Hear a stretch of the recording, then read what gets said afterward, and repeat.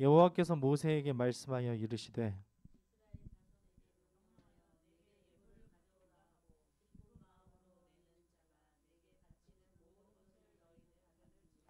너희가 그들에게서 받을 예물은 이러하니 금과 은과 놋과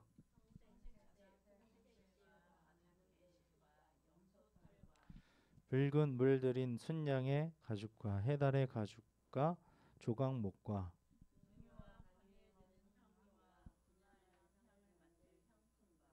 호마노며 애복과 흉패 물릴 보석이니라.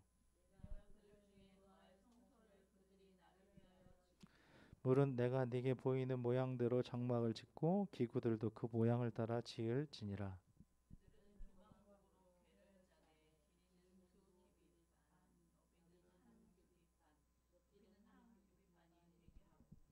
너는 순금으로 그것을 짜되 안팎을 싸고 위쪽 가장자리로 돌아가며 금퇴를 두르고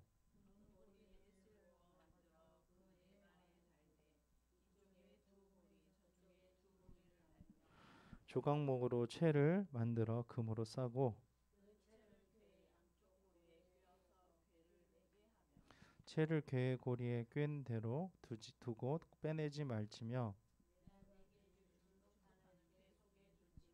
순금으로 속죄소를 만들되 길이는 2규빗 너비는 1규빗 되게 하고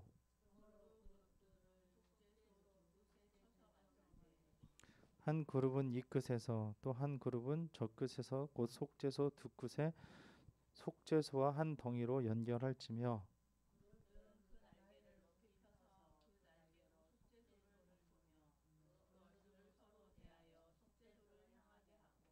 속죄소를 궤 위에 얹고 내가 내게 줄 증거판을 궤 속에 넣어라.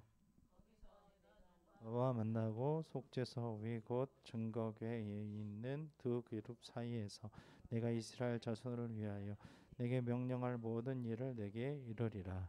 아멘. 할렐루야. 우리 하나님께 영광의 박수 올려드립시다. understand라는 단어가 있습니다. understand라는 단어는 아래에 서 있다. 그래서 이해하다라는 뜻인데 아래에 서서 그 사람의 입장과 생각과 말과 행동들을 생각해 보아야 그 사람을 이해할 수 있다라는 것입니다. 의사소통도 마찬가지죠. 다른 사람과 이 의사소통 커뮤니케이션을 할 때에는 우리 생각과 상대방의 어떤 생각과 요구가 같아져야지 소통이 잘 될 수 있는데 보통의 경우 다를 수가 있습니다. 이 사람은 이것을 요구하는데 이 사람은 이것을 대답하는 거죠. 그냥 정당한 사과를 원하는데 내가 무엇을 해줄까라고 얘기하는 경우가 있는 것처럼 그냥 미안하다고 한마디만 하면 되는 것을 그냥 일을 크게 만드는 경우도 그렇죠. 오늘 본문을 보면 하나님께서 원하시는 것이 있다는 것입니다. 하나님께서 원하시는 우리의 삶이 있고 예배하는 방식이 있고 예물이 있다는 것이죠. 오늘 특별히 하나님이 만드시고자 하시는 것이 무엇인지, 그리고 우리와 만나기 위하여서 만드셔서 어떻게 만드셔서 그것을 활용하시는지 사용하시는지를 볼 수 있는데요. 하나님이 원하시는 예물, 또 하나님을 위하여서 성소를 짓고 하나님이 가르치신 모양대로 장막과 기구들을 짓는 그런 모습들을 보면서 우리의 방법과 방식과 생각과 어떤 전통과 고집이 아니라 하나님께서 원하시는 것이 무엇인지, 또한 우리 삶에 하나님께서 정말 원하시는 삶과 방식과 또한 이러한 것들이 무엇인지 말씀을 통하여서 살펴보기를 원합니다. 오늘 본문을 보시면 이제 언약 체결이 이제 본격적으로 나오는데요. 이스라엘과 하나님과의 백성들 사이의 이 결혼 예식이 언약 체결이라고 우리가 볼 수 있으면 성막이라고 하는 것은 언약의 당사자들이 사는 신방으로 비유할 수 있습니다. 그러니까 신혼 부부들이 함께 사는 집일 수 있겠죠. 그래서 25장에서 31장까지 해서 이 성막을 만드는 과정과 절차를 자세하게 알려주십니다. 그래서 너희들 마음대로 짓는 것이 아니라 노아의 방주를 지을 때처럼 자세하게 알려주셔서 이 본문을 보시면 이 본문에서 하나님께서는 성막의 재료를 먼저 언급하신 후에 하나님의 임재의 상징인 언약궤와 속죄소를 가장 먼저 소개하시는 것을 볼 수 있습니다. 자, 2절을 다시 한번 읽어보도록 하겠습니다. 시작. 이스라엘 자손에게 명령하여 내게 예물을 가져오라 하고 기쁜 마음으로 내는 자가 내게 바치는 모든 것을 너희는 받을지니라. 아멘. 여기 보면 하나님께서는 이스라엘 자손에게 명령하여서 내게 예물을 가져오라고 하시면서 기쁜 마음으로 내는 자가 내게 바치는 모든 것을 너희는 받으라고 명하십니다. 여기 보는 예물은 그냥 무조건 드리는 예물이 아니라 하나님께서 앞으로 사용하실 예물을 이야기하는 것입니다. 그래서 그 3절부터 보면 그 다음에 우리가 나오는데요. 그 어떤 목록과 이 어떤 종류들을 보면 하나님께서 사용하실 그 예물의 목록들을 볼 수 있는 것이죠. 하나님께서는 드리는 사람의 기쁜 마음을 보십니다. 할렐루야. 아멘. 하나님은 중심을 보십니다. 똑같은 예물을 가지고 있을지라도 하나님의 의도는 중심이고 그 마음의 기쁨이라는 것입니다. 그래 이거 가지고 왔어요 하고 딱 드리는 것이 아니라는 거예요. 하나님은 그 마음을 보신다는 것입니다. 어떤 마음으로 하나님께 예배를 드리십니까? 어떤 마음으로 하나님께 예물을 드리고 우리의 삶을 드리고 있습니까? 우리의 시간을 드리고 있습니까? 하나님께 드리는 마음에 나의 소유 전부를 기꺼이 드리는 기쁜 마음으로 바치시기를 바랍니다. 아멘. 하나님 부족하셔서 바치라고 하지 않으십니다. 무엇이 부족하셔서 그것을 바치라고 하는 분이 하나님이 아니시라는 것입니다. 똑같은 예물일지라도 너의 마음을 본다는 거예요. 그 기쁜 마음을 내가 받으리라 라고 말씀하시는 것입니다.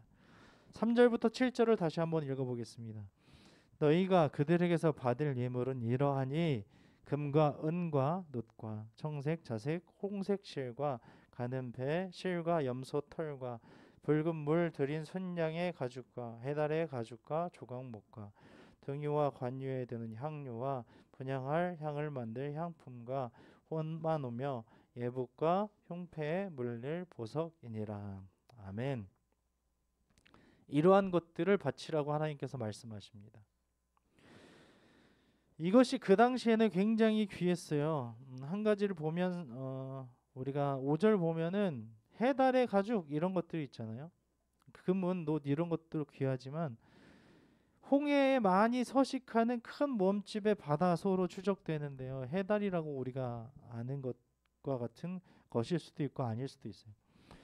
모세는 이 가죽을 성막의 윗 덮개를 만드는 데 사용하는 것을 우리가 볼 수 있습니다. 그러니까 그 가죽도 그 크기에 맞게 그것을 구해서 잘 이렇게 가죽을 이렇게 취해야 되기 때문에 얼마나 귀한 건가라고 생각을 할 수 있는 것이죠. 하나님께서는 얼마나 귀하고 거룩하고 영광스러운 곳에 임재하시는지를 나타내기 위해서 이 귀하고 값진 예물들을 소개하고 있는 것입니다.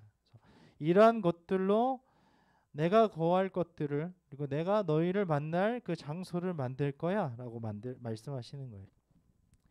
이 성막은 예수 그리스도의 부활을 통해서 새롭게 창조되어 하나님의 성전이 될 성도들을 예표하기도 하는데요. 그 당시의 성막은 이러한 방식들로 만들어졌다는 것입니다. 신랑 되신 예수님께서 우리를 거룩하고 아름다운 신부로 삼아주셔서 영원히 우리 가운데 거하실 그 처소가 바로 성막입니다. 우리는 이처럼 아름답고 거룩한 성소로 함께 지어져 가기를 주님의 이름으로 축원합니다. 아멘. 이 안에 있는 어떤 그 종류들을 한번 보십시오.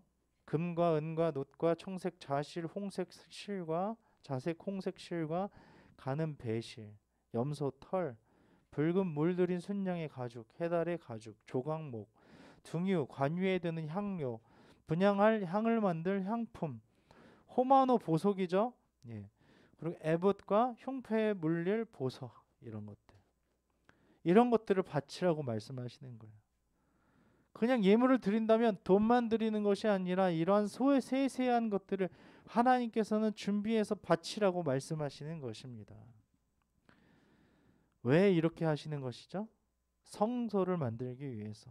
너와 내가 만날 그 성소들을 이렇게 만드는 거야. 그래서 내가 이곳에서 너희를 만나 줄 거야 라고 말씀하시는 거죠.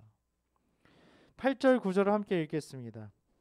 물은 내가 내게 보이는 모양대로 장막을 짓고 기구들도 그 모양을 따라 지을지니라. 그들은 조각목으로 궤를 짜야 돼. 길이는 2규빗반, 너비는 1규빗반, 높이는 1규빗반이 되게 하고.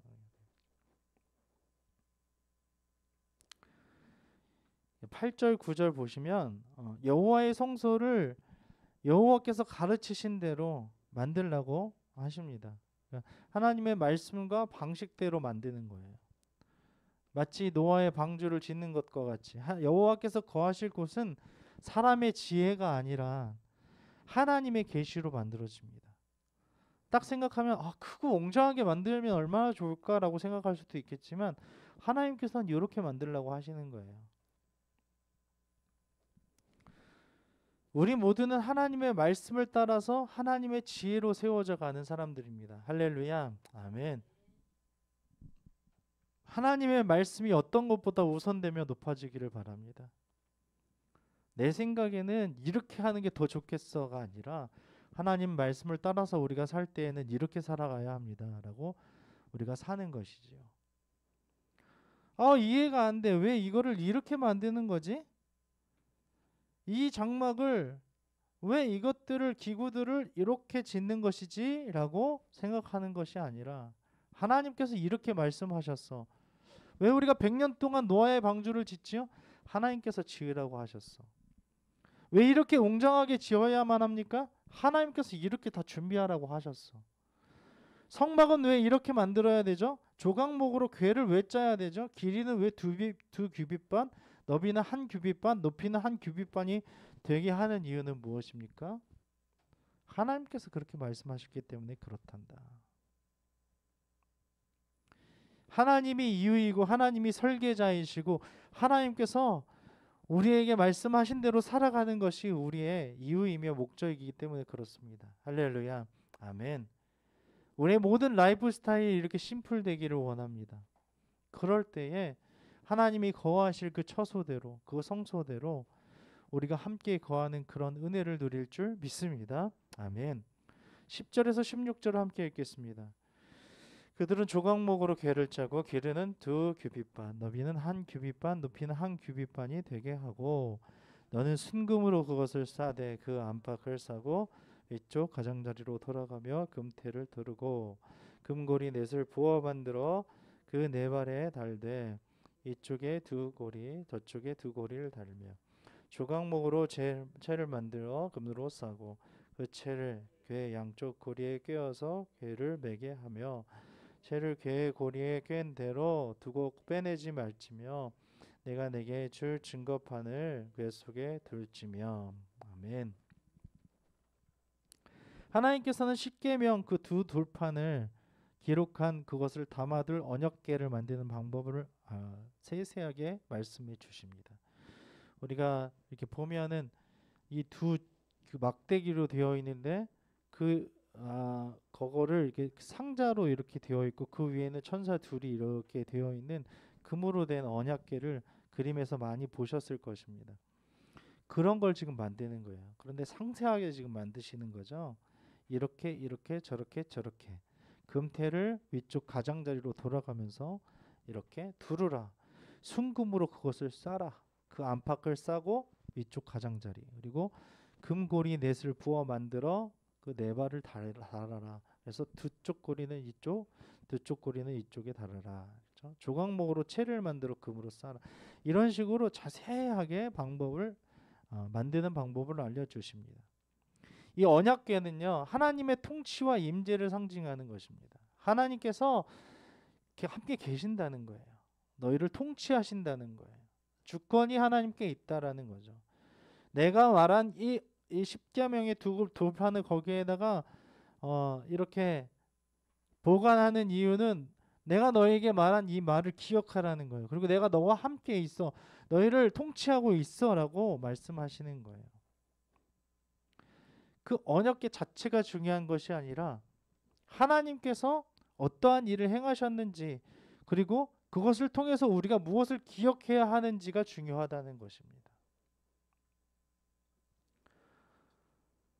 이 증거궤라는 것은 무엇이냐면 우리가 22절에도 보면 이것을 언약궤, 궤라고 하는 것은 증거궤라고 하는 것인데요.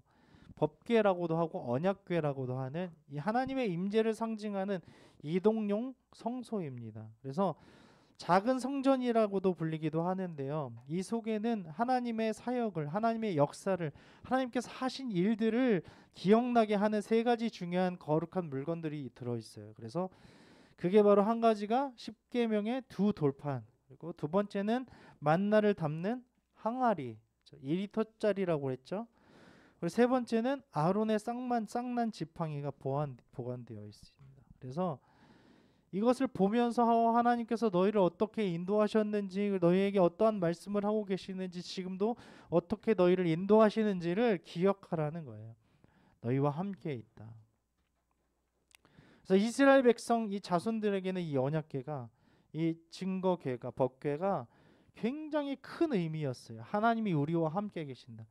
언약궤, 이 증거궤가 빼앗겼을 때 그렇게 나라 잃은 슬픔으로 살아갔던 이스라엘 백성들이었고, 언약궤가 다시 자기 나라로 돌아왔을 때에 바지가 흘러내리는 것, 자기의 치부가 보이는 것도 모르고 춤을 추었던 다윗도 우리가 기억할 수 있는 것이죠. 그래서 이게 바로 언약궤입니다.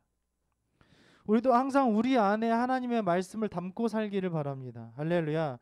하나님께서 우리에게 행하신 일들이 무엇인지, 우리와 하나님께서 함께 계시는 것이 어떠하신지, 또 지금 우리가 하나님의 통치를 얼마나 받고 있는지가 매우 중요하다는 것입니다.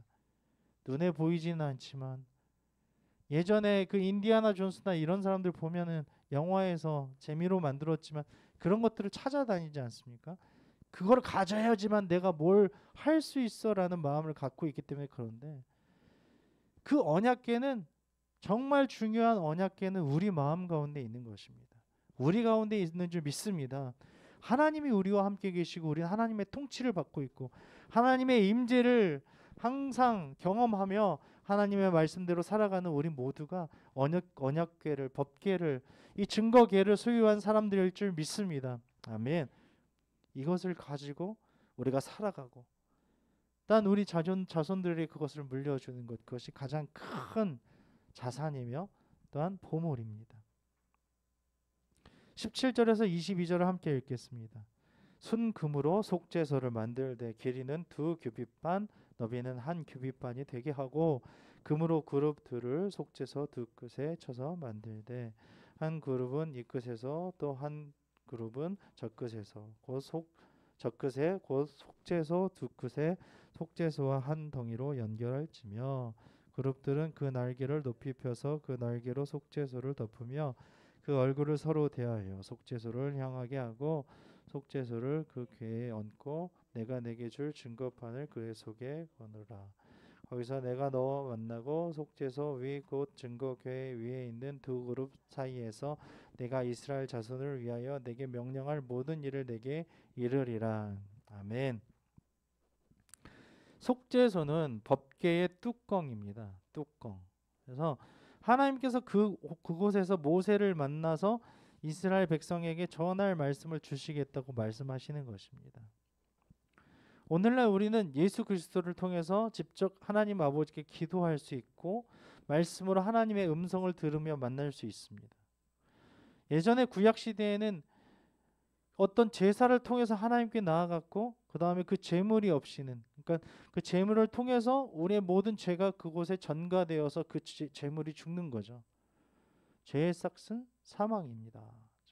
피 흘림이 없이는 죄사함이 없느니라는 그 말씀대로 그렇게 해야지만 우리가 살 수 있었는데, 지금은 예수 그리스도께서 단 한 번으로 영원한 그 제사를 드려 주셨기 때문에 어린 양 대신 그 예수 그리스도의 보혈의 피를 힘입어 하나님 보좌 앞에 담대히 나아갈 수 있는 특권을 우리가 얻을 수 있다는 것입니다.